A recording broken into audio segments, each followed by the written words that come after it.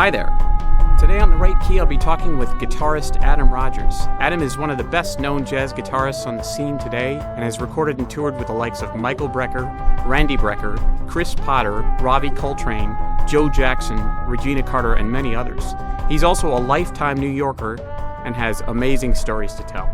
You're going to love this. This series was conducted in the spring of 2020 via Instagram, and the audio and video quality do reflect that format. However, the words and insights of these guests are still priceless.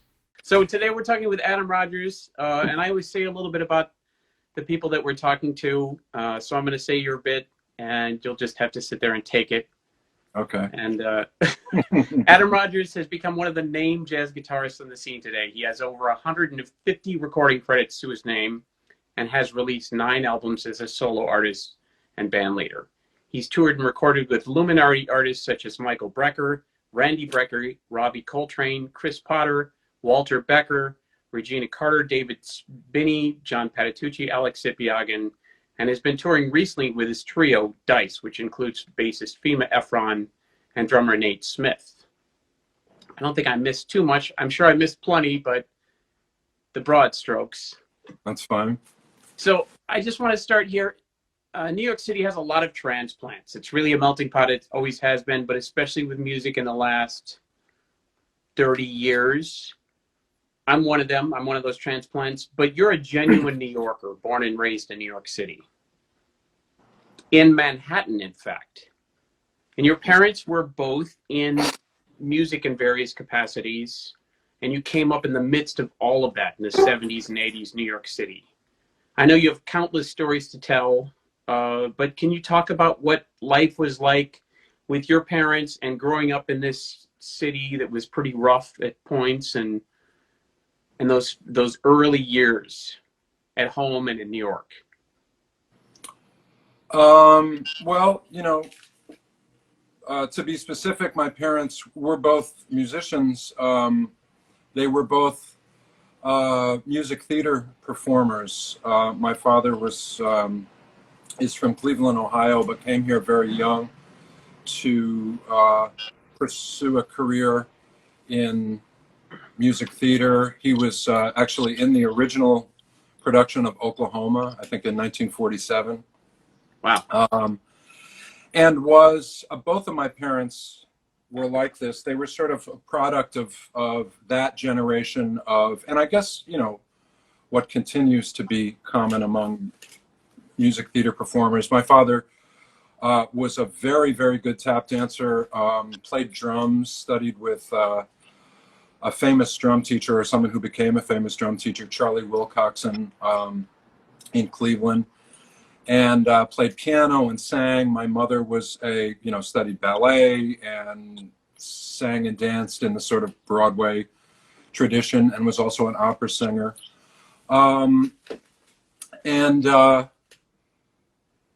Growing up, it's all a bit foggy because it was so long ago, but there was just music around constantly. My parents were always singing or playing, or so it was a really great musical environment. And something that sometimes I feel very lucky to have grown up in an environment like that, but it wasn't there was nothing demonstrative. It was like music was just part of our life, almost in some sort of strange folk music tradition. There was always someone playing something.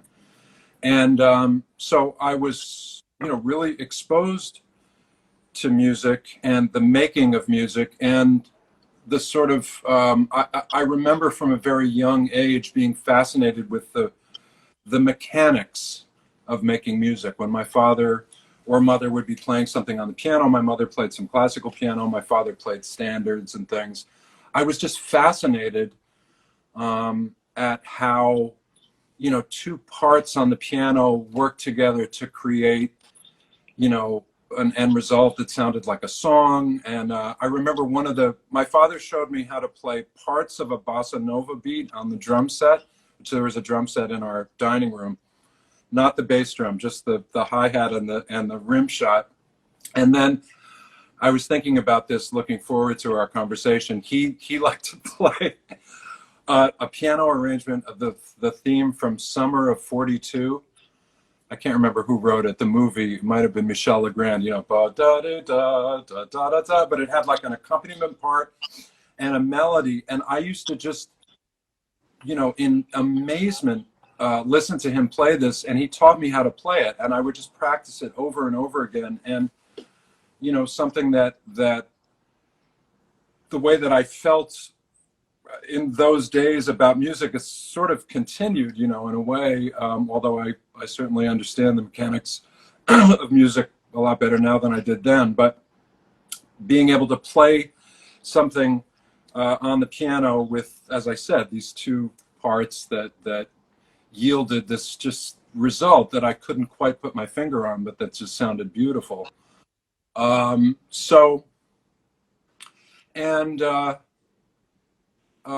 they weren't, you know, pushy. I mean, they always wanted me to study piano, which I really didn't want to do. And just as a side note, I really wanted a skateboard. But my father, you were playing piano and drums from a young age, right? Because your father had the drums and you had yeah, the piano around. And yeah. But I mean, I didn't take any piano lessons. So my father said, you got to take piano lessons. I really didn't want to. And I really wanted a skateboard. And he said, you'll get a skateboard if you take piano lessons. So I did, reluctantly. I wasn't really into it. I later got really into playing piano when I discovered or started to learn how to play jazz music. And in college, it was sort of a minor. Yeah, New York in those days in the '70s was very different than it is now. It was, you know, it was in the midst of a dramatic fiscal crisis. right. And That it was, that may come back. right. And it, you know, it was fantastic and sort of, you know, pretty rough. And we, you know, I and my friends spent most of our time hanging out, you know, outside on the street. And I mean, the Upper West Side was a fantastic place to grow up. It was incredibly mixed in terms of, you know, like classes, for lack of a better word. You know, Riverside Drive was sort of upper class, West End, Broadway, middle class. Amsterdam, you know, there were projects. I mean, but everybody was kind of together. Broadway was filled with prostitutes and drug dealers and pimps, and Even on the Upper West. oh my God, yeah, Really? totally. On 89th and between 89th and 90th on Broadway at night, it was just, you know, filled with prostitutes. And That's for anybody who doesn't know New York, that's like a Starbucks and a movie theater now and you know. Yeah, I mean, totally, yeah. Artisanal artichoke Cheese, shops. sniffing, whatever.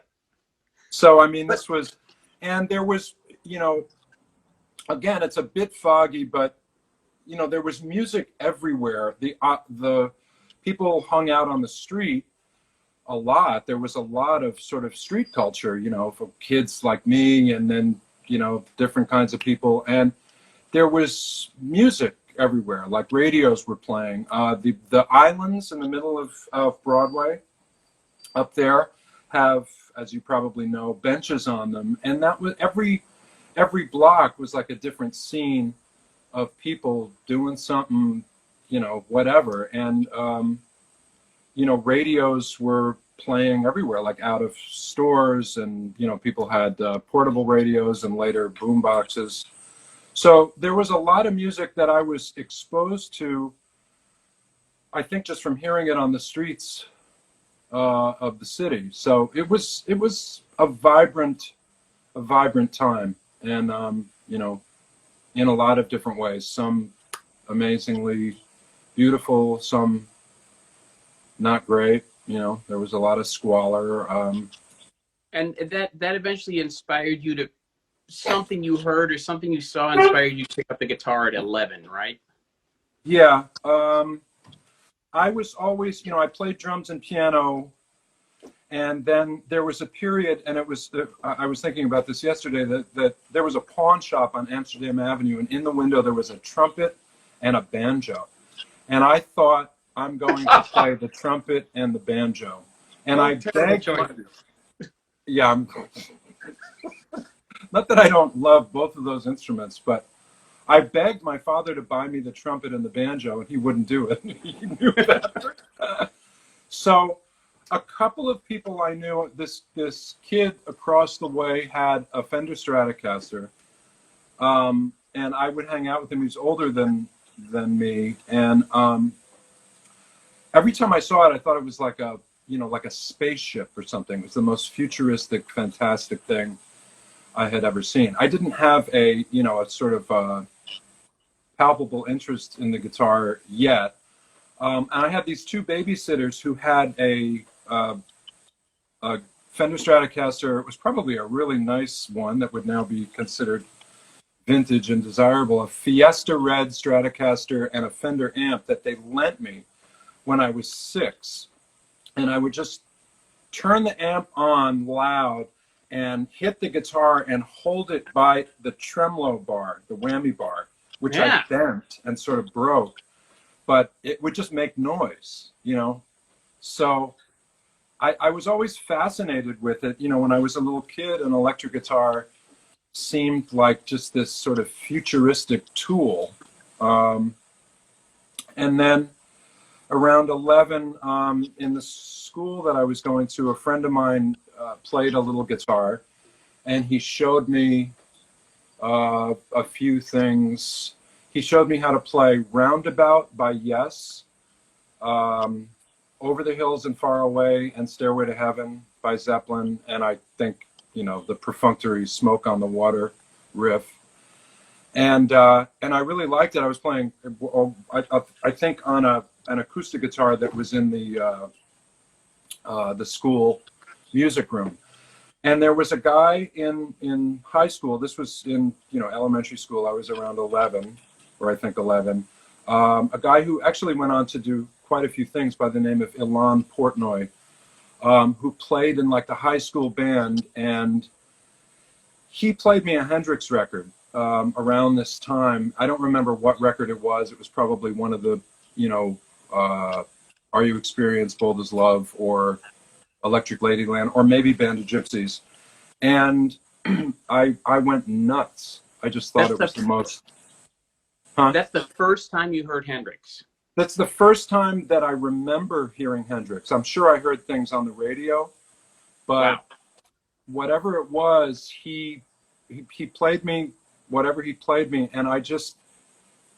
It's a bit foggy because it was a very long time ago, but I remember just being absolutely blown away. I mean, it was kind of some sort of weird epiphany, reacting to this sound, you know, not only of his guitar, but probably of the tune on the record and the production and the song. And it just wiped me out. And I became obsessed with trying to learn how to play in the way that Jimmy played. And I got whatever records you could get at the time, and I would listen to them over and over and over again and try to learn the songs and his solos. And I mean, that was, you know, a major, you know, definitely the main inspiration for me wanting to learn how to play the guitar. Wow. And you started eventually playing with other people even before you went to school, right? Even before you went to music school, you were playing with other musicians. I was, yeah. I mean, it took a little while. I had a band actually with, I don't know if we've ever talked about this, but so I went, I was at this school on the Upper West Side called Calhoun, and then when I went to high school, I auditioned for the High School of Music and Art, which, you know, a few years later, the High School of Music and Art and the High School of Performing Arts, which were both the featured schools in the movie Fame, joined. Now they're both LaGuardia.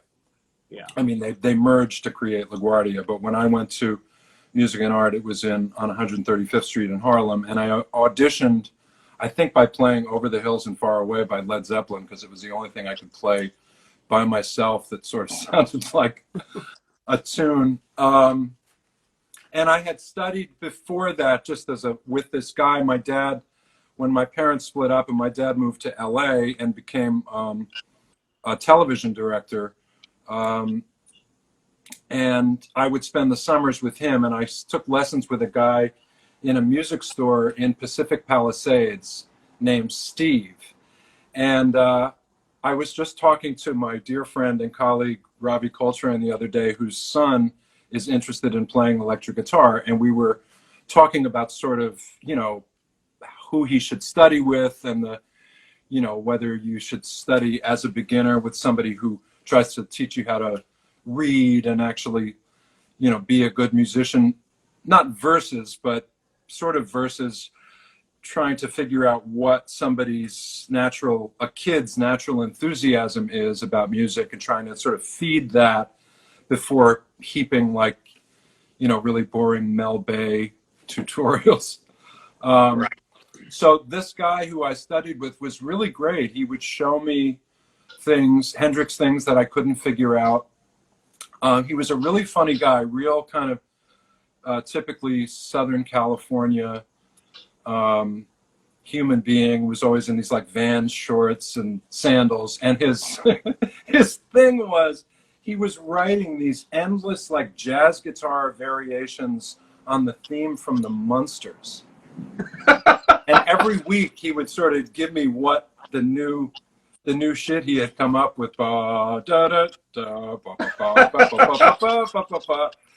And he was kind of a bad dude, as I remember. And I didn't, you know, it's like I had no reference points for what was strange or what was normal. So this seemed, you know, fine. Anyway, and then so I got into M&A, and, you know, I got into M&A for guitar, but they didn't have a guitar program. So I had to study either cello or acoustic bass. I studied acoustic bass, which was kind of a disaster, and ended up only staying at M&A for a year and then going to another school for sort of ne'er-do-wells like myself for the remainder of high school. And yeah, so I hadn't, so the band in Music and Art, I met Sterling Campbell, the extraordinary drummer who's played with everybody. Yeah. Yeah, and Bowie and many other yeah, people. one of the most important.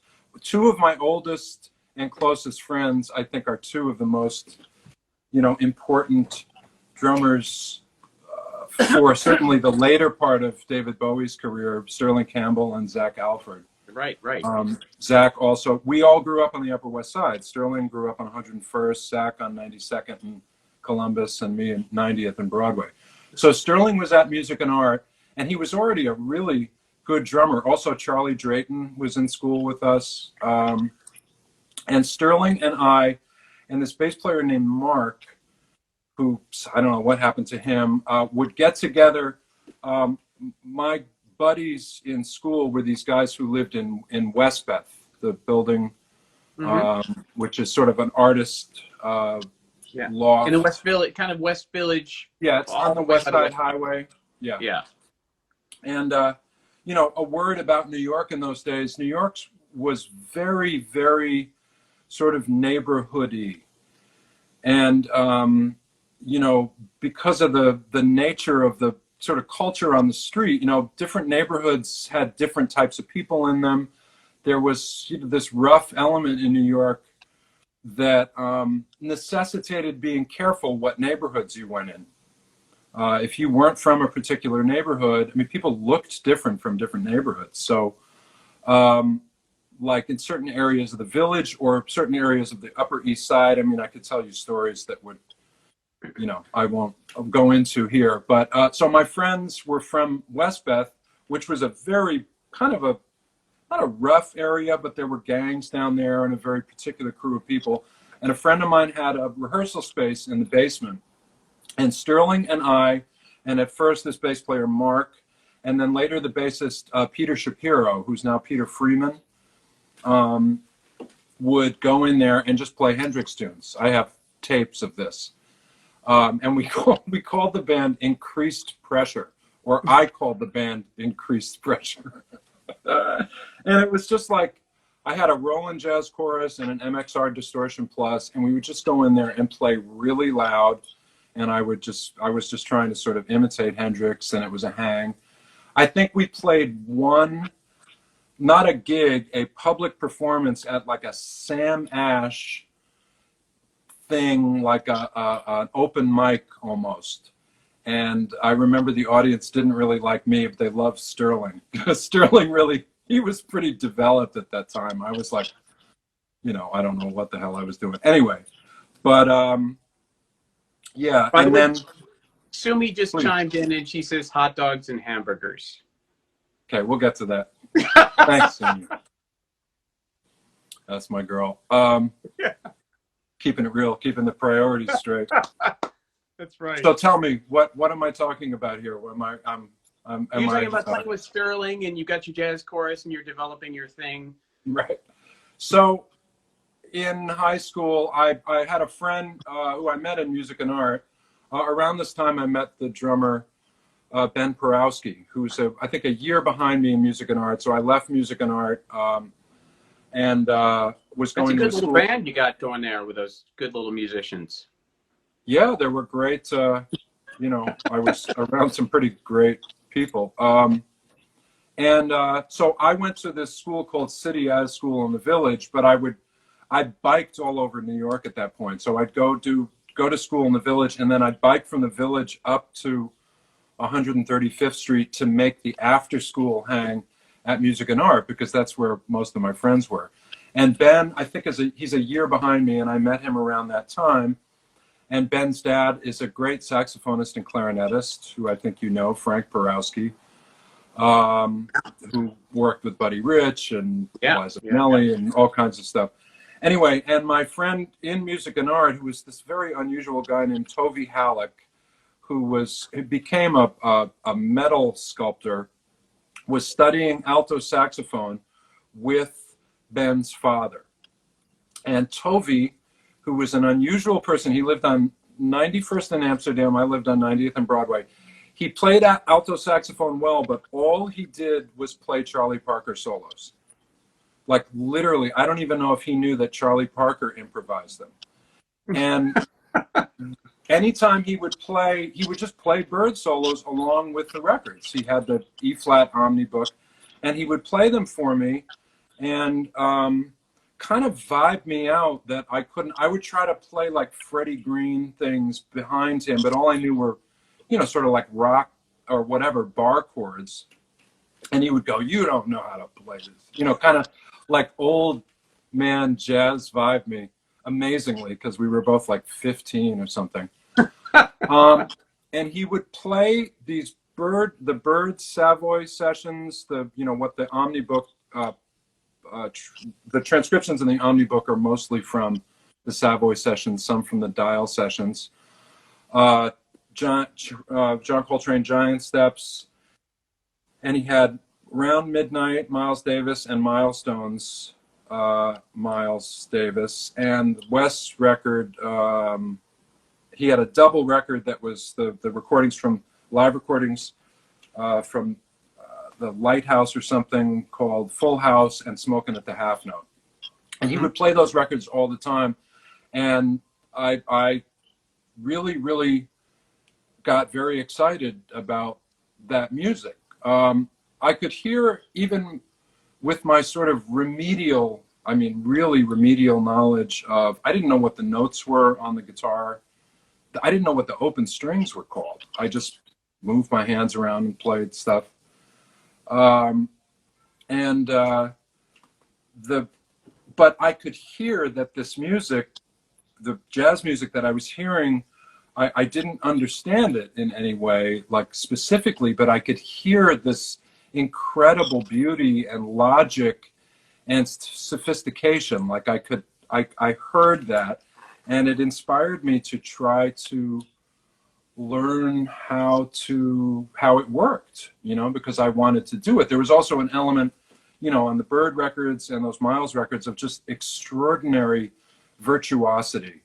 I mean, as a young person, that was really impressive. Like, and it didn't just sound like, indiscriminate shreddy flailing. It was like, this sounds like music to me. It sounded like Right. Bach or something. Right. Right. So I had some great early teachers. I studied with, jazz teachers. I studied with a guitarist named Barry Galbraith, who's really one of the great jazz guitarists. He was a big session guy in the 50s and early 60s, played on George Russell records, played with Billie Holiday, ended up becoming sort of a full-time teacher, wrote great books. And another guy from his same generation named Howard Collins, who was sort of the same ilk, a lot of sessions back in the day when, jazz musicians were doing all the record dates.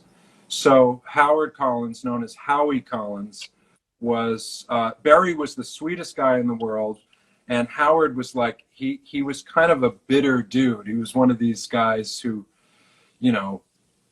maybe felt that things had passed him by. I think there was a generation of studio musicians who, when the thing changed in the 60s with the sort of, British invasion, etc., they were all pissed. I mean, still to this day, there are guys who are, I can't believe, Barney Kessel lost all of his session work. And Howie was one of those guys, and he tried his best to teach me how to read, and I could not read on the guitar at all. I had learned how to read music on the piano, so I understood it, but on the guitar, it was like I couldn't kind of bring these conceptions together. I couldn't play a dotted. I still can't read on the guitar. Yes. I'm an old man now. You have time, Henry.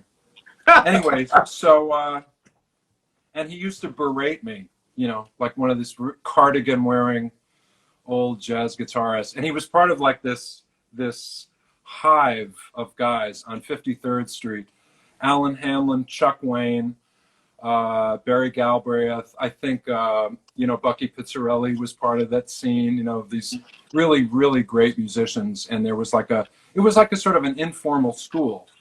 Anyway, and I wanted to learn how to play jazz, but I couldn't quite figure it out. I went to California to visit my dad sometime around there for the summer, and I studied with a guy who was teaching at GIT, which is now MIT, who was sort of a disciple of Pat Martino's.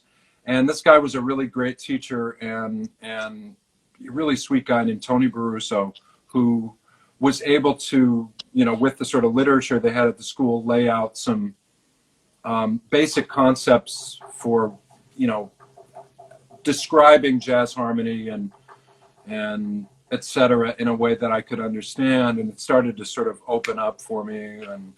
And I had these records, I like to recount this. In those days, way before the internet, nobody had much bread. So, it was like I had like 6 records of jazz music. I had Round Midnight, Giant Steps, Milestones, The Bird thing, 5 records, and the Wes record. And I just listened to them over and over and over and over again. And then I would make these tapes from the radio. I didn't know who any of the artists were. I had like a little boombox, and I'd listen to the radio. If I heard something I liked, I'd press record. So I had like 3 tapes that had like Johann Inner Urge, this thing from Wes, Wayne tune, and some Pat Martino. And so this was sort of like my little Rosetta Stone of what jazz was. And this was like 18 or 19, just for reference. No, this 17? was like 16, probably. Oh, wow. 16. And over that summer, I figured, my personality is such that and this was sort of describes my entire relationship with school. If I couldn't see a consequence that I was, an end result that I was interested in acquiring, it was very hard for me to do, to study. So it was problematic in school because of all the obvious reasons. And with regard to reading music, at some point over that summer, I realized that I could learn a lot more music if I could read. And I learned how to read like on the guitar in like a week or something. It was like, oh, right, yeah, this is useful. So wow, let me learn how to do it. And I got a real a pretty quick understanding of jazz. I mean, I wasn't really good or anything, but when I came back to New York and resumed my studies with Howard Collins, I couldn't wait to show him what I had learned, and I absolutely blew his mind when I came back to these lessons. And he goes, "So, what are you sad little motherfucker, what have you been doing?" And I went, "I don't know, you want to play a tune?" And he said, "Yeah." And I remember I said, "Can we play Confirmation?" And he went, "All right, sure. Like, you're not gonna." And I nailed it, and then I played over the tune, and I completely wiped him out. Anyway, so that's that began my your foray into jazz. Yeah. Your I serious actually foray into at that time, because I loved Bird and Train so much, I started studying saxophone also, because I wasn't sure if guitar was, if you're into Hendrix, guitar is the instrument to play. Yeah. If you're into Train and Bird, so I studied saxophone for a little while, which I obviously didn't stick with, but it was actually very helpful to have just a little bit of an insight of, the process that goes into playing a wind instrument, which is, as you know, very, very different. So the music you were playing on the street with your guys was jazz, or it was not jazz? It was both. I started playing on the street. I can't remember with who. I mean, there were a lot of different things that happened leading to all these places, which we don't have time to go into. But I ended up playing on the street in New York in the mid '80s for 4 or 5 years, really, really regularly. First with this, I wasn't the main guitarist in this group that was called the BMF Sextet, which had Vince Herring, the alto saxophonist, in it, a great tenor player named Charlie Davis, the drummer Dick Weller, and the bassist named Hayward Earl Peel. And we would play,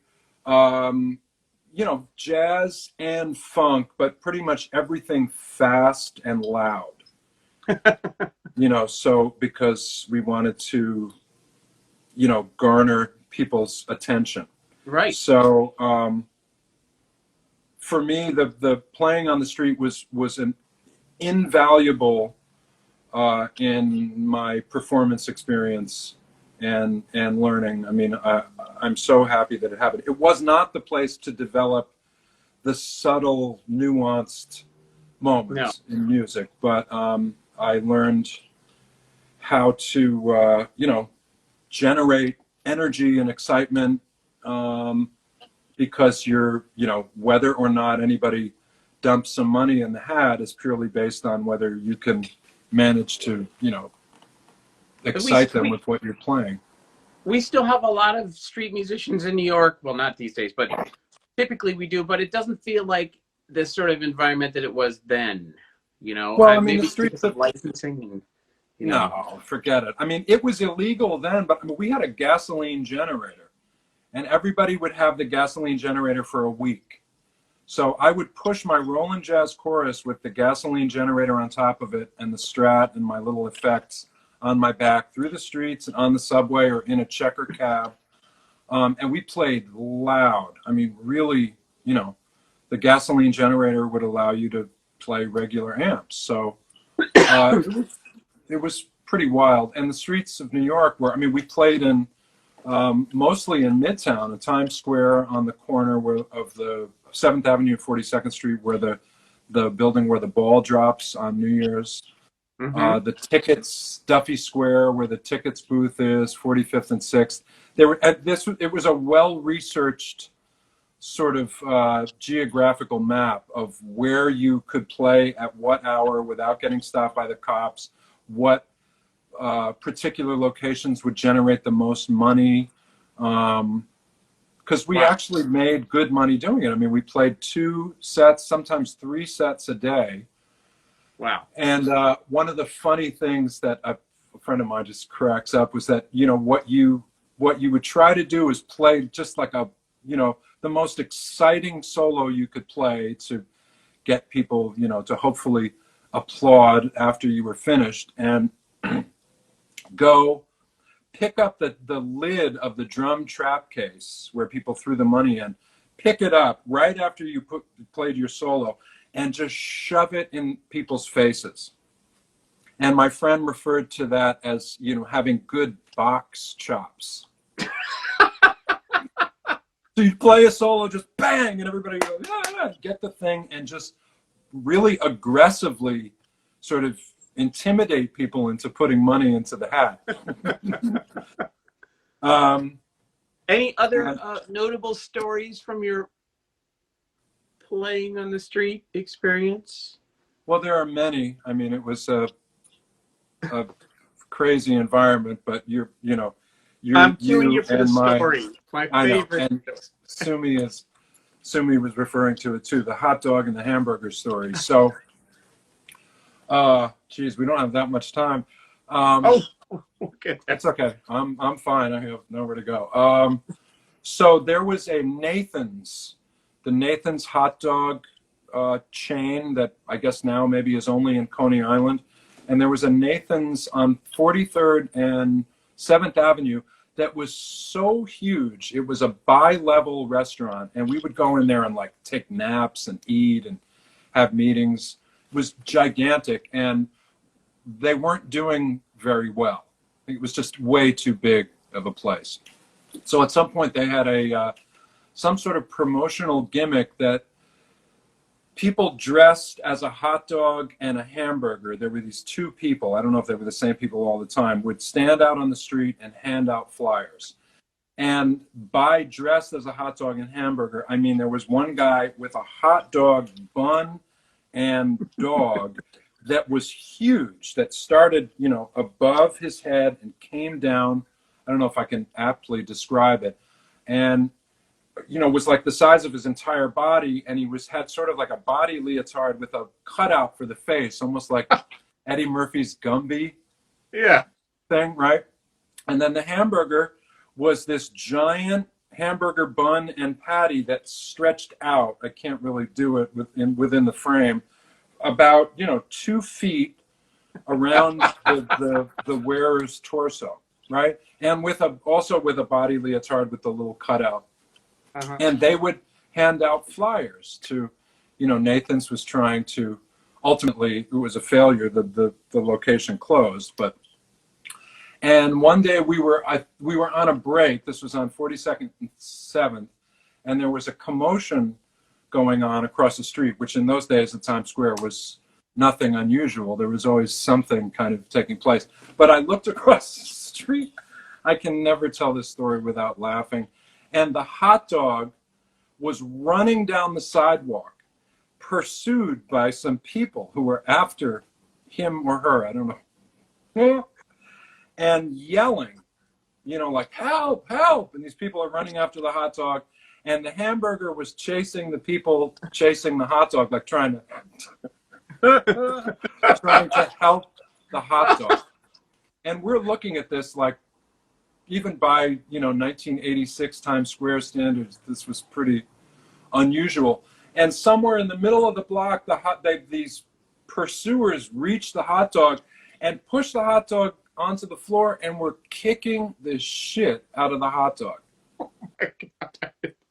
And you could see through the crowd, there was a crowd of onlookers, just this giant hot dog bun and sausage kind of rising on the ground. These guys trying to beat it up. And the hamburger, I'm not making this up, this is true, had arrived on the scene and was trying to help the hot dog, but the 2 feet of hamburger bun costume only allowed the guy to sort of get, you know, within 2 feet. It was kind of bumping these guys with the hamburger bun. Everybody's screaming. And we're standing right across 7th Avenue watching this. Eventually the cops came and broke it up, and you know, we felt terrible for the hot dog, but I'm sorry, it was just. Oh well, it's priceless. It was priceless. So that was one of many, many crazy things. And I know we'll spend all day talking about those stories because you have a ton of them. But I want to get on. You know, you eventually went to the Mannes School. You studied classical guitar. I did. Right? Yeah. And why classical guitar? Because you were studying Hendrix and jazz and all that. And why that departure? Well, when I decided that I would go to college for music, I was playing jazz, you know, a lot, and you know, making progress with it. I think I was writing. I was really inspired by. I had discovered Mingus at some point and would listen to a lot of his records and his writing. And I was really into one of the bands I would hear a lot in New York at that time was the David Murray Octet. And so I was interested in like this sort of horn group writing where you could write different parts for each instrument. So I put a band together that was at times a septet, at times an octet, and I would just write music. I didn't really know what I was doing that had a lot of different parts and shit. I applied to Berkeley and NEC and Cal Arts, and I got accepted at all schools. And I went up to Berkeley I don't know, with my folks to look at the campus or whatever. And I remember being in one of the practice buildings and hearing people practice and having this sort of idea that occurred to me that I wasn't sure what I would learn at Berkeley or at a jazz school that I wasn't learning already, and the fact that I would be removing myself from the scene in New York, which I was already sort of, you know, becoming a part of, and all of the music that, you know, you could hear in those days in clubs. I mean, it was outrageous, you know, like it's continued to be, but it was different in those days. This was pre a lot of stuff. So, and also I thought that, you know, I think because I came from a professional show business background. I mean, my parents had made a living in the entertainment business. So there was never anything other than encouragement in terms of my pursuing the instrument, but they were very, you know, adamant that if you're going to do this, you better have your shit together because it's a hard thing to do. So I guess through a combination of wanting to just kind of learn as much as I could about music, and also a feeling that I wanted to be able to go to school and learn something that I could only learn in school, and learn something that I didn't already know. I didn't feel like my, you know, sort of theoretical knowledge was very good. It wasn't. I barely knew what key signatures were. So I decided to go to study classical music. A friend of mine turned me on to a Julian Bream record of Bream playing Villalobos, and I just went nuts. I thought it was so beautiful. So I studied for about 6 months and learned how to play well enough in those 6 months to get into a couple of schools. One of them was Manus, which in those days was on 74th on the east side. It moved to 85th. And it was great. You know, I mean, I studied, you know, Manus was almost like a 19th century conservatory. And I studied 4-part harmony and species counterpoint and dictation and I mean, just rigorous techniques of music education that made me, I mean, much better of a musician. And also as somebody who plays a chordal instrument, you know, my studying 4-part harmony was, you know, eventually, at first it was hard to realize what I was going to do with it, but it became just so important to me. Yeah, I think that your classical study of guitar, your serious study of classical guitar, gave you a rare facility on the instrument that a lot of even really profiled guitarists, even in the jazz world, don't really have. And that's my observation. You don't have to confirm that, but that's something that I feel about your playing. Well, thank you. I appreciate it. You know, it's an interesting thing. I always, in hindsight, I felt that my technical abilities on the classical guitar were a little hampered by the fact that I had initially played the guitar with a pick and was continuing through my classical guitar studies to play with a pick. You know, it's so, I mean, all of it is impossibly hard, but classical guitar is just, I mean, it's ridiculously difficult. And the two, you know, playing with your fingers like this as opposed to playing with a pick like this are two very different motions. So as much as I practiced, and I was an insane practicer. I mean, I was practicing classical guitar for hours every day and electric guitar for hours and trying to do all of this work. Anyway, but what it did do, even though the two right hand techniques were sort of, I don't want to say mutually exclusive or not mutually beneficial, it gave me a concept of, or a way of thinking about sound and phrasing that has sort of just infused everything I've ever done. And I don't mean, you know, bringing a sense of sort of like a classical sound to everything I've done, but just having a conception of what sound it is that you're trying to produce, you know, and sort of following that. And also just the as you know, somebody who studied classical piano and played trumpet, you know, the study of the sound of one note in an incredibly deep way, and making sure, as you do in classical music, I mean, improvising is a very small part of classical music, of making sure that everything you play has that full-bodied, you know, full wavelength sound. Yeah. Which I think, you know, for me as a guitarist and somebody who has primarily been an electric guitarist, although I've played acoustic a lot on records and stuff, this has been a very important, you know, important thing. I mean, you can, that same aesthetic or conception, you know, exists for jazz trumpet players and saxophonists. And I think it's something that's particularly helpful on the electric guitar, because we don't, you know, we don't have to be as concerned with the mechanics of sound production in the way that a wind instrument or a bowed instrument does. And classical guitar puts you in touch with that a little bit more. Right. So it was a great benefit for me, and continues to be. And when you got out of Manus and then you were playing with around the scene, and you still remained friends with Ben Porowski, and you had met Fema, another native New Yorker, I believe.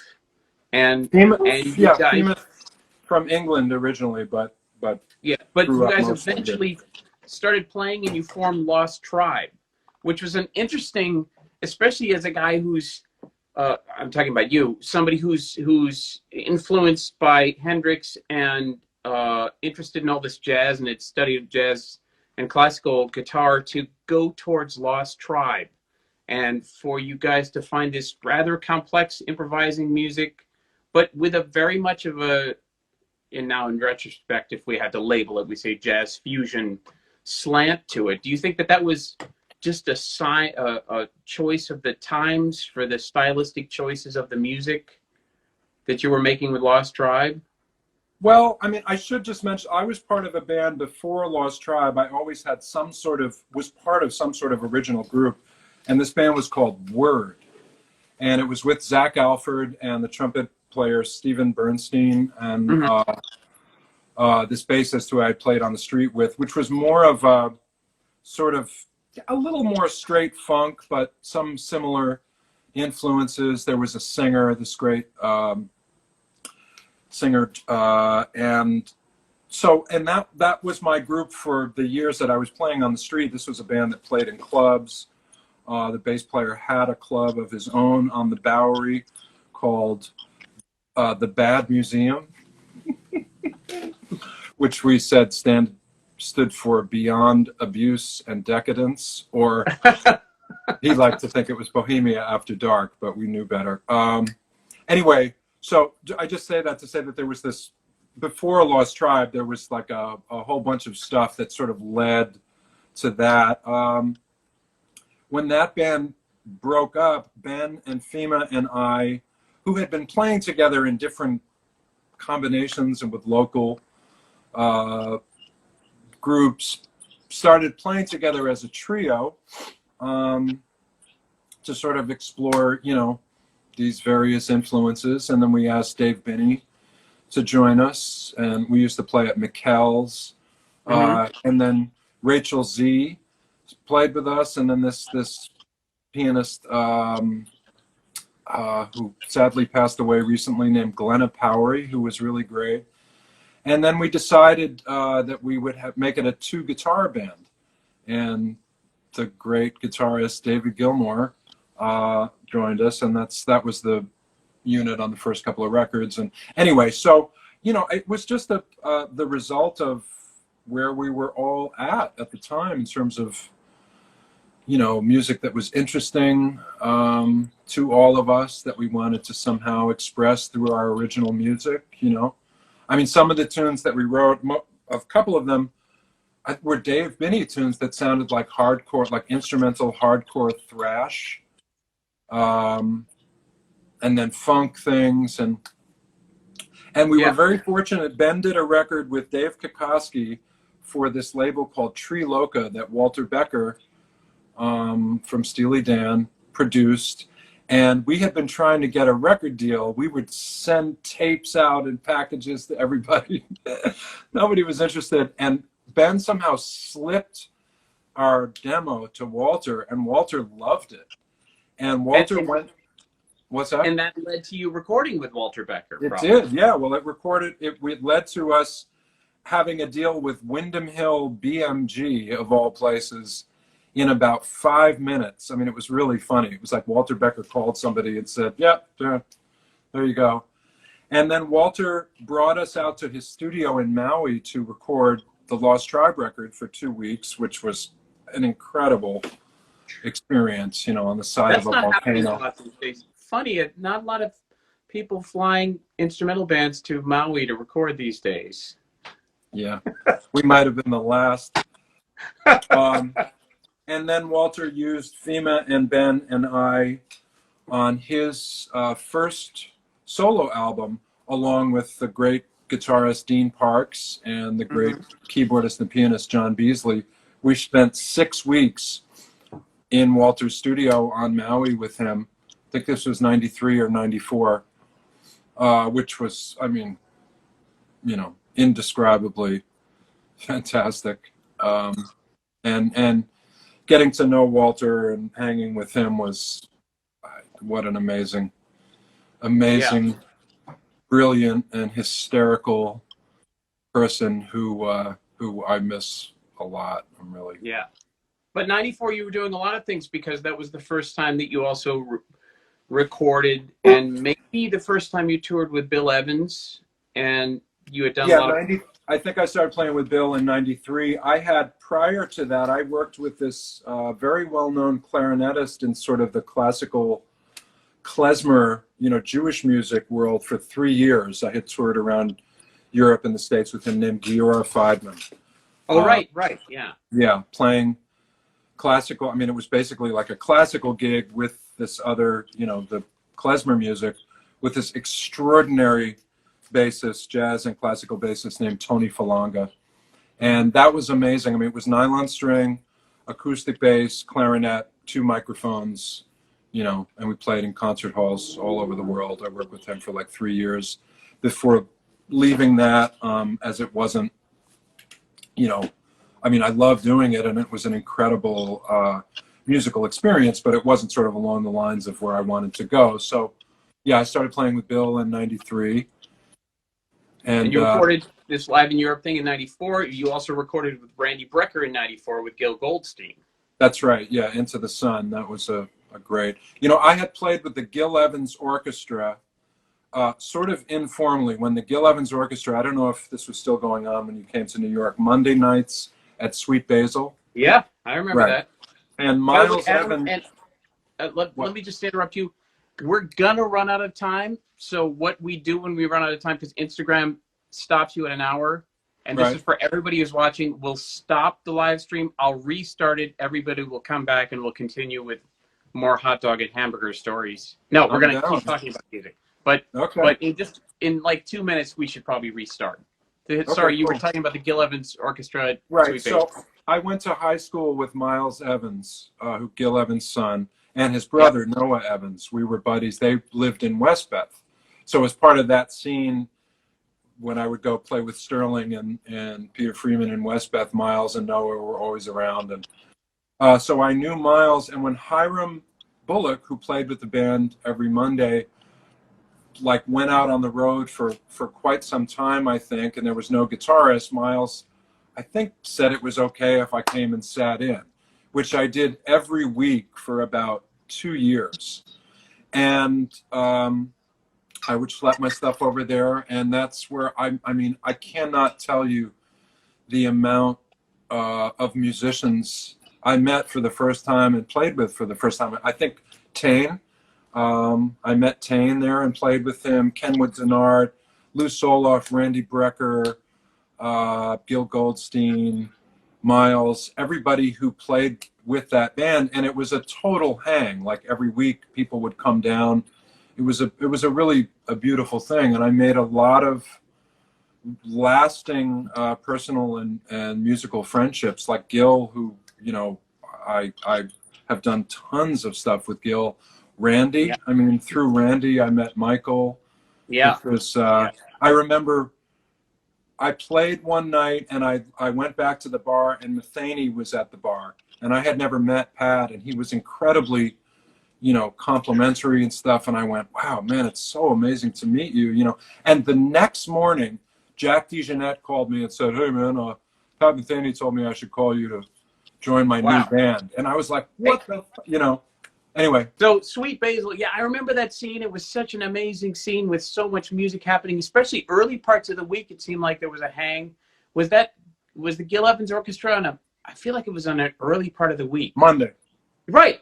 That's yeah, what I thought. It was referred to as the Monday night band. I played with them after Gil passed. But yeah, it was Monday night, so there was like, you know, it was not many people would be working on a Monday night, so it was a fantastic hang. And also I remember this from before I started this sort of informal playing that I did with the group. When I would go see them, it was, in hindsight, it was especially noticeable that it was just this incredible cross-section of musicians. You know, there were guys, you know, kind of from the studio scene,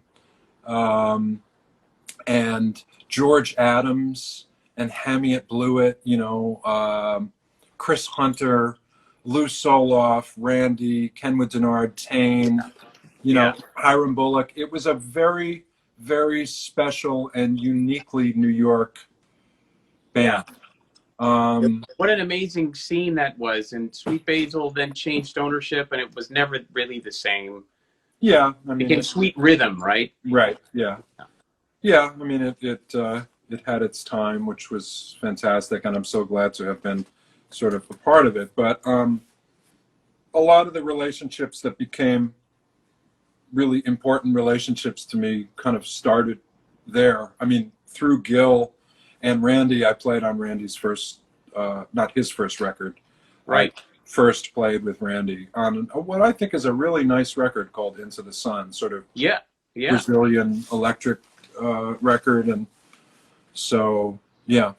And then it wasn't till 2002. I'm skipping over a couple things, but 2002 was another kind of big year if you look at your discography, because that was the year that you played on Chris Potter record, Traveling Mercies. Right. Or maybe you played on that in 2001, but your first solo record came out in 2002. Yes, that's Art of the Invisible, with Ed Simon, Clarence Penn, and Scott Colley. And you'd known Scott for many years before. And you also played on Scott Colley's record that year, Initial Wisdom. Yes, those recordings were like within a few days of each other. Right. So by this time you had all this community that you had built through, some of them through years and years of growing up in high school, and you were starting to figure out what you wanted that record to be. And, you know, Art of the Invisible is such a beautiful acoustic record with Ed Simon playing this incredible stuff, and everybody being so tasteful and delicate. Such a departure from Lost Tribe, where you'd been before. Was it a feeling that you wanted that to be more your identity then? And I only ask this because obviously we change what we do over time, and you go, well, I'm not feeling that now, or I'm not feeling this now, and and we're going to go forward to the records that you've been making recently, and other projects that you're doing recently, and the motivation. I want to understand more about why that record was that record. Well, that's a great question, and I have to sort of go back a little bit, and you're sort of peripherally involved in all of this because we met, you and I. I'll never forget you rollerblading into the rehearsal studio at Montana Studios. I had never met you before. Bill, we both played with saxophonist Bill Evans' group, and Bill said, "Oh, there's this great guy, pianist and keyboardist Henry Hay." And anyway, and then we worked with Bill for on and off, I guess, for a few years. You did it with other guitarists, and Yeah, I started playing with him before you joined his group. the Canary Islands, Spain, home. Oh, you have to tell that story. You have to tell that story. So, What story? When we played, I'll just set it up because we played with Bill. We were doing this Canary Islands festival, and Bill kind of had the premier slot on the festival, which meant that we played on all the islands, and we hopped from island to island. We stayed Amazing. We stayed in these paradoras, Yeah. which were these state-run hotels, but kind of classic old school Spanish hotels with big rooms and thick doors and beautiful views. And we would go from island to island, either on turboprop or with a hydrofoil boat.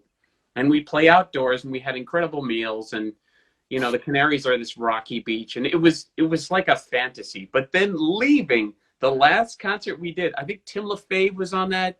Maybe Lionel Cordew. He was. Was Ledford there still or not? No, it might have been Arto or without Arto. Yeah. I'm not sure if Arto was still part of it. But we left.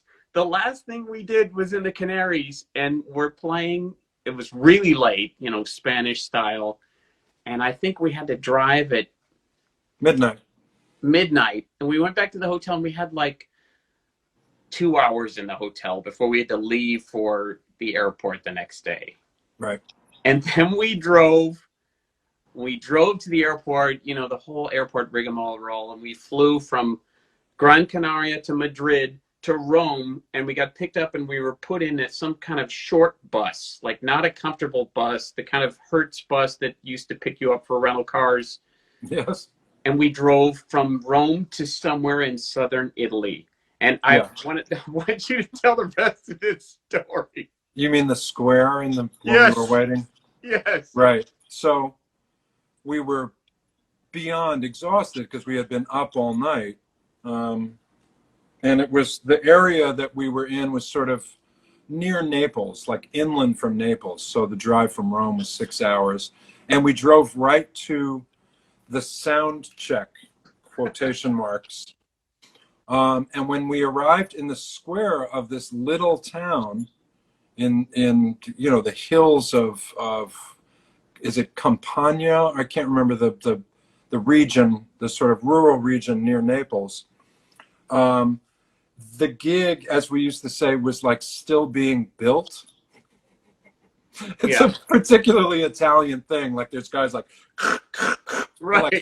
putting the stage together. There's a guy standing with a cord trying to plug it into a refrigerator, and nothing works, right? And we kind of get on stage, and there's terribly loud feedback out of the monitor that almost sends you to the hospital. And then they said, we have to reconfigure the whole sound system. We're going to have to wait. Oh, the thing was, we couldn't do the sound check because there was a wedding going on in the church on the square. It might have been a Sunday. It was a Sunday, I believe. Yeah. And there was a wedding going on that our sound check would have, sonically interfered with. So we're all sitting around, and these guys trying to ineptly put the sound system together. And we're exhausted and haven't been to the hotel. And suddenly, this unbelievably loud alarm goes off. Like so loud that you couldn't leave your ears unprotected, that some part of the technical staff had set off, and we're all sitting there like, oh my God. And it was and they couldn't figure out how to turn it off. It was much louder than the band would have been. And out of the church on the square, the entire wedding party suddenly starts to flow out, like the bride and the groom, because this thing is ruining their wedding. And the bride and the groom, I remember the bride in full wedding regalia, like, come on, screaming like, you're ruining the most important day of my life. And the crowd, I mean, it was straight up Fellini movie, and the people from the wedding party arguing with the technical staff, and and finally they were able to shut it down, and we did this sound check. I mean, it was classic Italian, right? Did I tell it correctly? Yes. And I'm sorry for that departure, but I love that story so much, and I love it when you tell it. But anyway, so you were talking about touring with Bill Evans, and you were framing the decision about your choice about Art of the Invisible. Well, I mean, I had, my studies and playing throughout every part of my path as a musician was, acoustic jazz and the study of, for lack of a better word, bebop. It's traditional jazz music was always going on. I mean, I was always developing my relationship with the standard repertoire and, improvising in a sort of traditional jazz style. And at some point, during the 90s, I really sort of made a decision that I wanted to focus more on sort of, acoustic music. I don't mean acoustic guitar, I mean acoustic jazz music, a la that first record. And it wasn't like I did, made any particular sort of, physical reality decisions. It just became clear to me that this was what I needed to pursue, that I think, I was and continue to be so grateful and so happy to be able to do this for a living, like to play the guitar and be an improviser. And I've never had to do anything else in my life, I mean, aside from the menial jobs I had when I was in my teens. So there have been different periods I had a sort of a realization at some point during this time, like I mean, touring the world and playing with Bill and doing all that, it was like, this is fantastic. I think it's probably not atypical, not a unique experience. As you're going along in your life and your career as a musician, you start to sort of refine maybe what it is that you're looking to do. I mean, I sort of had this feeling like, I'm just so happy to be able to play music. And then at some point, and it's not like this happened, well, there was a bit of a little bit of something resembling an epiphany. I was talking with a friend of mine in Denmark, and I was doing a gig that I was, like, I can't say I was totally into it. It was a really nice gig and something.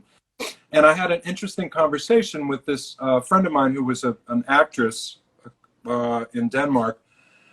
And I asked her what she thought of the gig. And she said, yeah, it was nice. It was with a well-known Scandinavian singer. And I said, you didn't think it was like really amazing or anything? She said, well, it was really good. It didn't blow my mind. And she said, what did you think of it? And I was sort of taken aback, and I said, well, I guess I sort of feel the same way about it. Mind you, this was a pretty young person who had a career in the theater, I think of, was sort of a theatrical prodigy. And she said something like, sort of naively, but she said, oh, well, if it's not something you really want to do, then what is it that you really want to do in music? And I went, huh, and this was kind of an important conversation. I said, well, you know, like I've been so happy to be able to do these various things, and I have an original music group. And she said, well, you know, what's the music that, she said something akin to, what is it that really made you want to play music? And I went, Hendrix, Bird, Train, Stravinsky. And she said, well, why aren't you doing that? You know, that being what exactly that meant to her, I'm not sure, but yeah, but it resonated with me. And I think I had been sort of struggling a bit artistically because I was working a lot and touring, but I think I was playing music that I wasn't connecting to in a way that I wanted to. And I realized that I needed to change things a bit and follow my sort of, you know, I don't know, whatever you want to call them, more particular inner aspirations. And as I said, it was interesting because I didn't quit anything. I didn't, you know, call so and so. I didn't change my whatever. But I made the determination within myself that, right, I need to change this and to follow, you know, this thing, which was sort of abstract, but, you know, ultimately meant sort of more acoustic music and maybe, you know, whatever, however you'd want to describe it. And it was very interesting, you know, as I said, I didn't do anything, but things changed for me from then on. Well, that's interesting because that maybe you made this decision in 2001. I don't know if you can remember chronologically when that conversation would have taken place with your album coming out in 2002. Well, it wasn't. It was way before that. It was actually in 1998, and it was right before I got the call to start playing with Michael Brecker. Okay, so you did start playing with Michael Brecker, because I know the first time you recorded with Brecker was 2003. Yeah, no, that was long after. I mean, not long after. I started playing with Mike in 1999. Okay. And before then, I had that same year, I was playing with Cassandra Wilson quite a bit, and Regina Carter. Sort of these things started to happen more along the lines of what I wanted to do. What was interesting to me about it was that, as I said, I didn't do anything to you know, implement any kind of changes. It was like somehow it became clear within myself that I wanted to do something different, and then different things started happening. And Mike, sorry. It's possible that simply by a change in your mindset in the way that you were approaching music, that you were putting something different out there. Because I think if you're a visible performer and you start to put stuff out, meaning what you bring to a gig and your concept changing with what you bring to a gig, people notice that, especially if you're somebody who's around. Yeah, I mean, I actually would argue that it didn't. I mean, I didn't do anything different. It was really like these things came out, and I'm not saying, I mean, it was probably purely coincidental. It just happened to align with a determination that I made. And I just started getting calls from different people. It wasn't like, you know, I wasn't playing different kinds of gigs. I wasn't really putting anything out into the world that was any different. John Patitucci, who I had never worked with before, called me to play with him after hearing me, I think, on the radio on Randy's record. And that was the, you know, playing with him was a great thing with Bill Stewart. It was the first time I played with Bill. And then through John, I had met Michael. I had played actually with the Brecker brothers in 1996. I subbed for Dean Brown in Israel, which was fantastic. And, you know, I mean, as a New York kid, aside from how great Michael and Randy were as individuals and were as a band, you know, they were legends in New York, you know. Yeah. And to play with them was quite a thrill at that point. We played at the Red Sea Festival. And Michael had said, you know, I look forward to something akin to, I look forward to playing with you in the future. And then we did a couple of jam sessions at Patitucci's house playing tunes. And then not long after that, Mike called me to join his group in 1999. And there was a funny story associated with it. Mike did this record that I really love called Time Is of the Essence. With Larry Goldings. It's an organ record. Yeah. Larry Goldings and Elvin Jones, Bill Stewart, and Tane.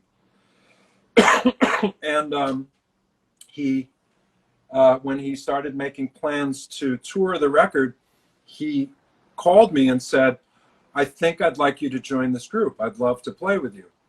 And he said, he didn't say, I think, he said, there's a few things I have to work out. So, you know, I'll be in touch about it. And I was, you know, absolutely thrilled at the prospect. And I had this other potential work at the same time. I was doing a couple of other gigs that I sort of had to know what was going on so that I didn't, you know, because playing with Mike was, you know, by far the thing that I wanted to do more than anything else.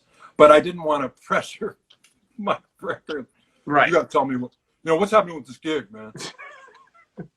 So months went by, and Mike, who was a sort of notoriously slow decider, I wasn't hearing anything. And at some point, I had to let these other people know what I was doing. And I remember I was in Dresden, Germany, and I called Mike and I said, Mike, listen, I'm so sorry. You know, the idea of playing with you is so exciting to me, and I have these other things that I'm going to have to let them know. And he said, no, it's totally cool, man. I'll tell you the problem that I've been having. I'm trying to decide whether or not group. Whoops. What happened? Just internet kind of lagging. I haven't lost you. You're still here. Okay, cool.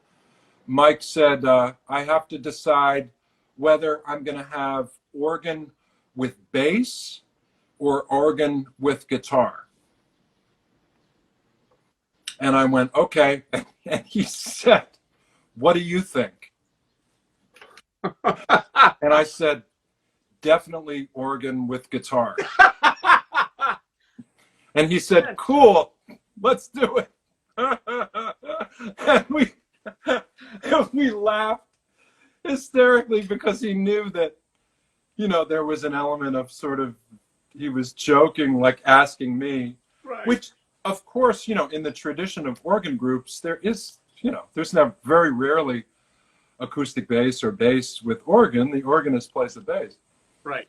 But, you know, left up to me. And I said, sorry, Mike, I think that's the best move. And he went, great, let's do it. And we laughed and laughed and laughed. And it began my, you know, playing with Mike.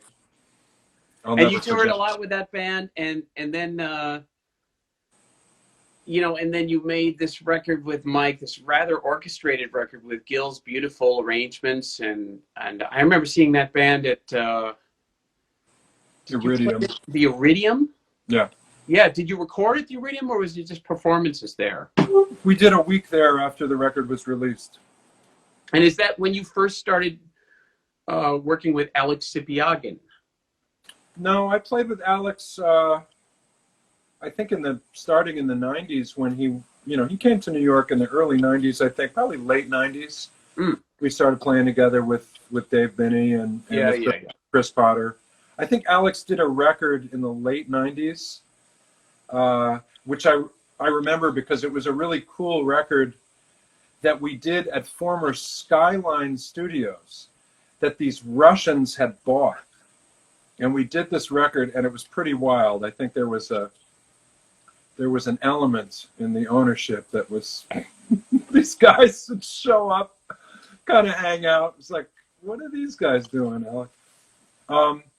Producing. And we had an insane collection of Wurlitzers for your vintage keyboard curious mind. Like these Wurlitzers with like candelabras sort of fixed onto them.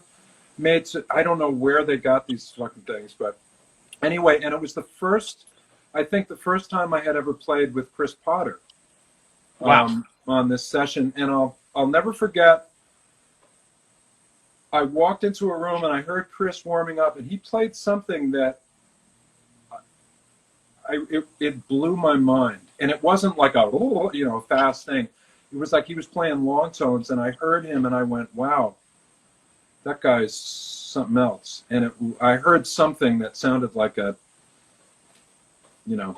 an invoking of the spirits, and I said, boy, that guy's really amazing. Anyway, so yeah, Alex and I started playing around that time, and so the record, The Art of the Invisible, was sort of a, the result of, I had been playing with Mike for a few years. It was the result of everything I had done up until that point. I had wanted to, it was a kind of nice trajectory for me, because the first 3 records I did of original music were all with Lost Tribe, which was a co-led group. Mm-hmm. So it was sort of a good way to get into recording original music, because it wasn't only me that, everybody's sort of thing was. There's a lot of pressure to make a solo record. If you're serious about it, if you start to feel, and I always felt, this is my excuse now, I can use it as my excuse for not making more records, but I feel like there's a tremendous amount of pressure if you're evaluating records that you've listened to and been part of, to make that record that's your record. Because some people feel like a record that they make, oh yeah, it's fine, I'm gonna make a record. And then some people feel very precious about it, and they spend a lot of time writing and coming up with concept. And I feel that, and I don't know what that process was like for you with Art of the Invisible, but the compositions are intricate and very well played, and whether it took a long time to make that record, it does feel like that was a concept that you didn't come up with overnight. Well, a lot of those tunes, like Scott and I had been playing for years up until that point, playing a bunch of the tunes. There was a backlog of music that I had been writing for quite a few years, and then there was music that I wrote for that record. But the relationships were somewhat deep at that point. Clarence and I, when I first started playing with Brecker, the amazing and extraordinary Idris Muhammad was the drummer, and then Clarence started playing with Mike. So we played with Mike a lot together, and a lot of other gigs, and we're playing with Scott. Ed Simon and I first recorded together with Dave Binney in 1989. So there was a sort of historical relationship. So there were various veins that were leading into the making of that record that I guess contributed to, at least the appearance of it being something other than a, let's get together and just play for the first time and play some tunes. So I had been conceiving, in a way, I don't think even formally or consciously, of that record for a long time, without actually conceiving of what a record would be. This music, the tunes that are on that record, as I said, a lot of them I had written in the years leading up to it. So it was a natural evolution of where I was going. And, the record, which was a crisscross record, was done in one day. It's just one session. So for me, and this might be interesting for any people who have tried to record music or record their own music, I recorded a lot through the 90s. I played on, countless demos and jingles and records and this, that, and the other thing. But, recording was still a kind of a thing I still haven't, but I really hadn't sort of gotten used to it and found some level of comfort and lack of obsessiveness in the studio. And with Lost Tribe, I sort of got to a point, I think, where I started to go nuts in the studio. And Lost Tribe, by the way, our first record, we spent 14 days recording. Our second record, we were at Systems 2 for 21 days. Oh my God. The last record, we were at a really great studio in Woodstock for like 2 weeks. So we would, we had the time to go a little nuts, right? Was that time mostly spent on getting sound, or would you just do takes and like? I don't remember exactly. We would do takes. We'd take our time. The second record, we had people remixing stuff while we were recording things. I mean, it was like a whole thing. I don't remember exactly what we were doing. I think we would just do 1 or 2 takes a day. A lot of the tunes were very elaborate and very, sort of along the lines of a pop record, very sound particular. Mm-hmm. So we spent a lot of times with sounds. On the second record, we, to successful and unsuccessful extents, certainly in hindsight, would spend time like, let's get a big room sound on this one, and blah, blah, blah. So, but the point being that it was like, there was enough time to sort of, if you had a sort of any kind of psychosis, like however you'd like to describe it, and I think you know what I mean, the neuroses of, Rabbit hole. is it cool? Do I do it again?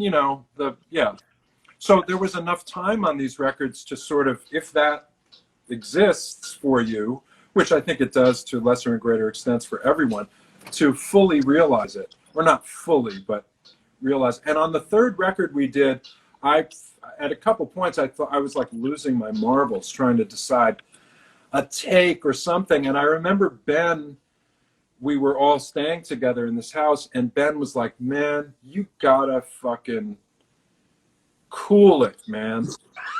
It was a great thing about being in a band with good friends, like, and a particular kind of person, that Ben was like, you're fucking driving everybody nuts. and it was great. And it was like, I got to the point where it's like you change things when you just become sick enough of how something makes you feel that you go, fuck it, I just got to figure out another approach to this. And being in the studio was becoming just a really kind of an unpleasant, neurotic experience for me. And it was like I had some sort of breakthrough. And then when I determined that I was going to make my first jazz record, and knowing that I had one day in the studio with all this music, I was like, if you allow yourself to get caught in this mania at all, you'll record one tune and then there'll be no record. Right. So, it was a great experience for me, because I went, just, do whatever you have to do to do this. And, in a way, the Lost Tribe records were not good preparation for doing a day-long jazz record, because we had 2 weeks to sit around and, putz with these things.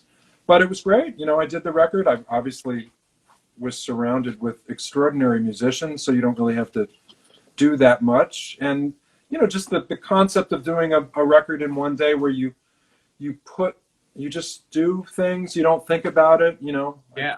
The art of listening enough to make sure you're sort of crossing your T's and dotting your I's, but not listening too much where you allow yourself to go, wait a minute, that note, and in all the records I've done, I've never overdubbed the solo, they're all performances. I got deeply into editing, Yeah. It's interesting, because earlier this week I talked to Dave Spinoza, story guitar, and he talked about how quickly he liked to work and how quickly those sessions were happening. A lot of the sessions, especially New York sessions in the 70s and 80s, and that's certainly more pop stuff, but I think he loved the idea of the restriction of time. And I talked to somebody else last week about the Brian Eno concept of limiting yourself, either with compositional tools or sonic tools, and right. And with time also gives you, limiting time forces you to make decisions that you wouldn't otherwise have to make. Right. Yeah. Well, I mean, ultimately, who was it? Our friend and colleague Dave Darlington. Yeah. Who I worked with my last record on, and he said the great quote, my last record was one that I produced and released myself, so I could have continued working on it until I, expired. And he said, well, you never finish a record, you just abandon it. Yeah, that's right. I thought that was so, because at some point, I can't remember, I was watching something, I think it was your interview with Dave, where he said, producers, someone would just make a decision. Because at some point you have to, right? Wasn't that something he said? Yeah, that's right. Somebody just make a decision. It's like eventually a decision has to be made. Now, in terms of my own experience, having played on quite a few, pop records, and like all of us having a somewhat elaborate home studio, which allows for, you know, endless time with stuff. You know, it's interesting having done records like, you know, in the sort of classic Blue Note impulse sense of you make a record in a day, and the things that yields. And I don't want to say versus, but more compared to the, you know, the possibility of reworking things, which I think is also great. You know, I mean, music does, in my experience as a composer, as a recording artist, you know, your feelings about what you're creating change, and sometimes usefully over time, right? So I would imagine you've had the same experience, and I think it's a sort of just a default technique in composition. When I write something, I'll sometimes work on something, you know, for a long period of time, and then there's a point at which I have to put it away and come back to it.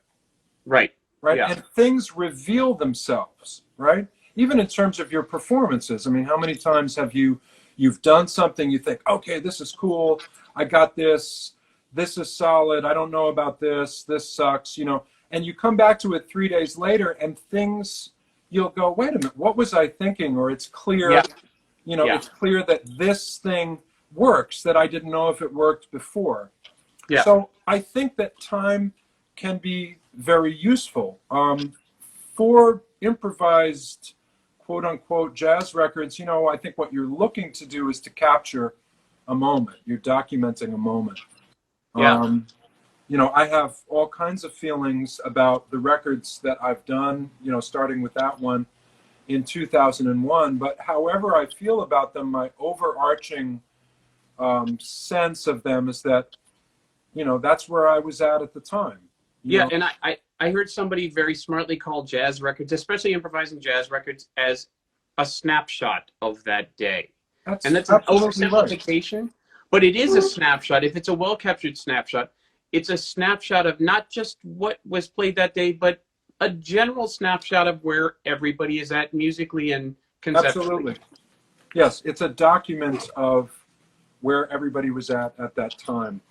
And that's, you know, as I said, when I listen to, I mean, I you know, I don't mind the records that I've done. Some of them I think sound quite good. But however I feel about them, I feel that they were, you know, as a byproduct of how they were produced, actual and honest documents of that group of musicians playing that music at that time.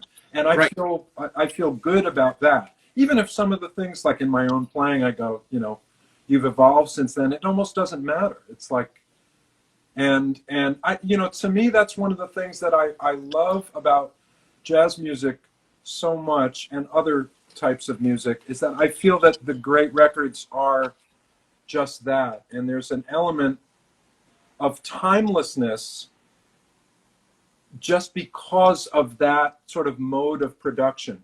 There's something honest and organic and something that doesn't, when I listen to a Train record, I mean, one of the most extraordinary musicians of all time, but it still sounds like it's this living, breathing thing. Right. You know? Yeah. It's and not, you know, anywhere near as dated sounding maybe as a popular music record from that time for various reasons, you know, which I won't bore everybody with trying to describe. But that's one of the many things that I really love about improvised music. And even I get that feeling when I listen to like a Basie record from '38. There's something that's still just, it feels like it's still moving. Yeah. You know? It's still breathing.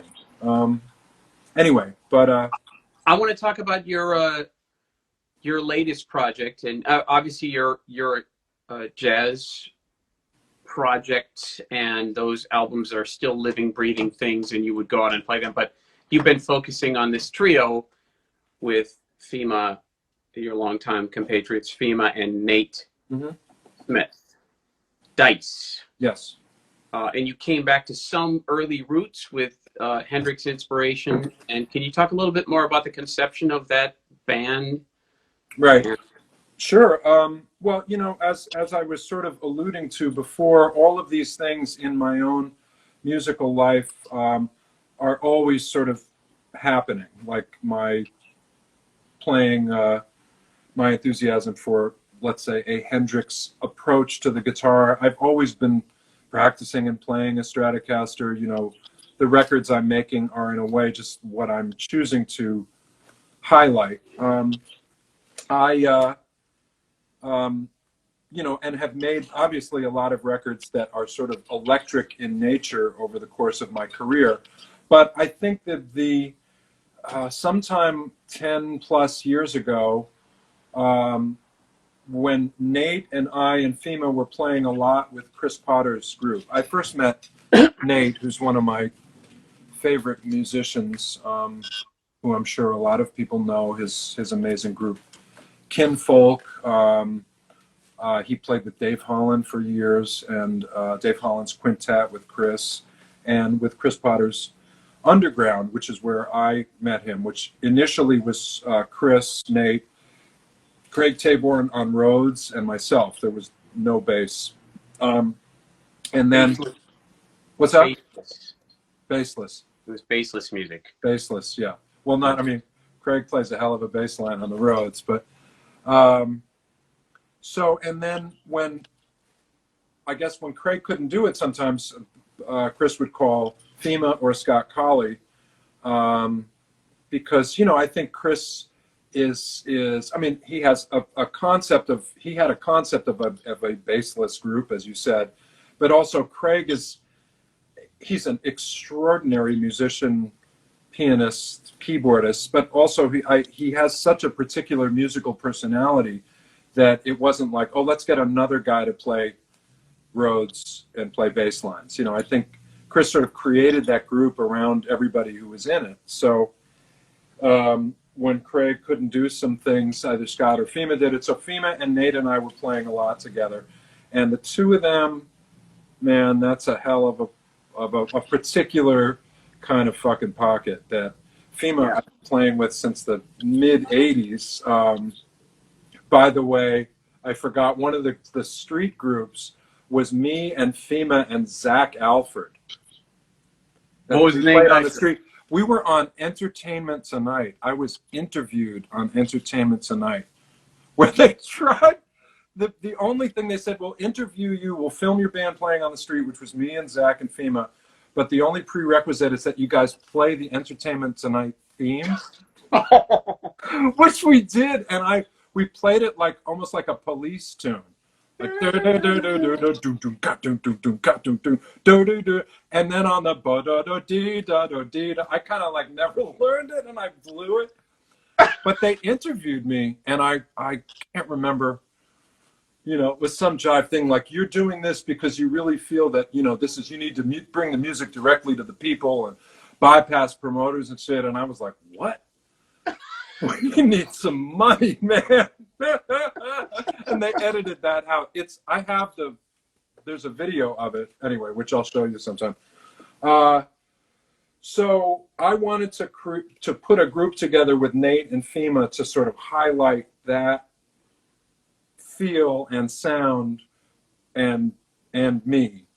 And I wrote a whole bunch of music. I had this idea, and I was thinking wow, this would be great. It's something that I've always wanted to do. This sort of power trio thing. But, my reference points were mostly music that also has vocals. So, and the kind of stuff that I write for that group is very, very different from what I write for a jazz trio or quartet or quintet. It's very somewhat dictated by the sounds. It's like so in a way is a much more unforgiving project compositionally. Right. And to try to figure out ways of writing tunes that didn't have necessarily a sort of traditional melody, but that had enough information to make me feel like we could all dig into something, was challenging. But I wrote almost a record's worth of material for it.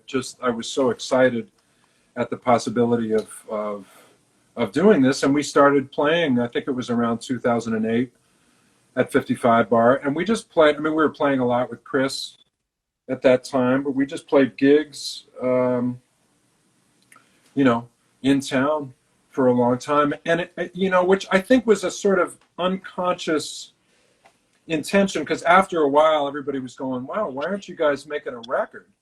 Right. And I wasn't sure what I wanted to. It was a band, a project that I really wanted to use. To not use to I wanted to release this music on my own. I had never put out a record by myself, and I wanted to use this opportunity to do a record myself. You said it'd be really fun to be a promoter and a label and right, yeah, just do all that work. I'd like to explore that. That's living really the like dream. that, because now that's everything. Right. But I felt, you know, stylistically with this group, because it's not a traditional jazz group, it's not a, you know,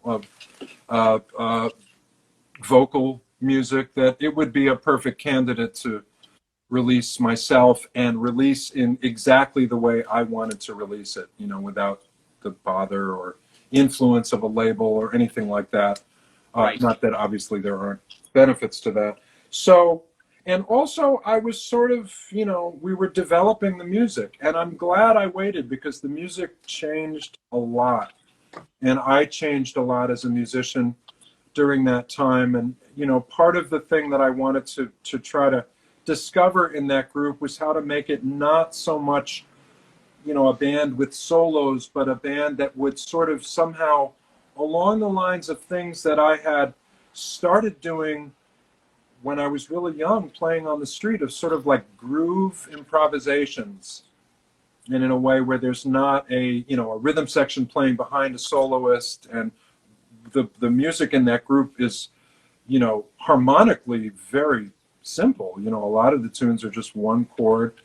A lot of the drama and interest for me that we've been able to create is, you know, through the use of polyrhythms and different kinds of things, but all sort of under the overarching concept of a deep and strong pocket and groove. And within this sort of limited sphere of, I mean, it's not limited. I mean, a jazz quartet is a limited sound, but it's also unlimited, you know? Right, I mean, yeah. so, but with the idea that I'm just basically using a Fender Stratocaster turned up, a couple of other guitars, and to try to capture that in the studio was challenging, because it really became a live band. I mean, it's not like we were playing for dance parties or anything, but it was exclusively something that had evolved as a music that was played for people. So we went in the studio, and it was like, wow, this is, you can feel the sort of lack of the energy of an audience. And in the post-production period that I had, which was, I sat on the recording for a couple of years before mixing it and releasing it. I was actually, as much as it was this thing that was hanging over my head that I needed to kind of get done, it was useful, because I would come back to it, you know, to the point we were speaking about earlier of, you know, having time with something and the possible benefits and disadvantages there.